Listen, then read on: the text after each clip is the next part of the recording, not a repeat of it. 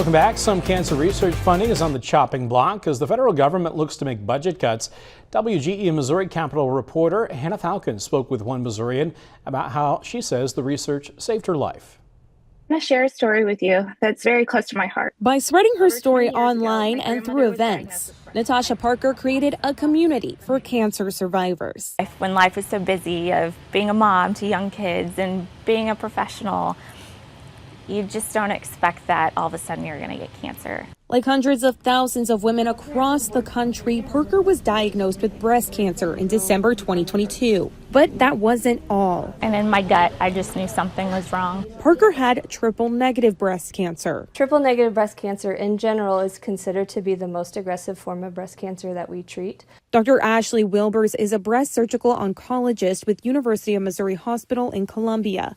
As she explains, researchers recently made a breakthrough in treating triple-negative breast cancer by using immunotherapy. For the first time in a very long time, demonstrated a survival advantage. 2.5 years after treatment. But I'm so happy to say that as of today, I have no evidence of disease. But now her mission has shifted. We do need research, continued research, and so that's really important to me to continue to see funding going towards research. Parker wants to see the same research that saved her life continue, but the National Cancer Institute's budget is facing a 37% reduction because of federal cuts. But without the people who are putting in the work behind the scenes in labs and clinical trials to investigate newer therapies, nothing changes or gets better for patients. Parker encourages people to contact their local politicians or donate themselves to continue funding important research.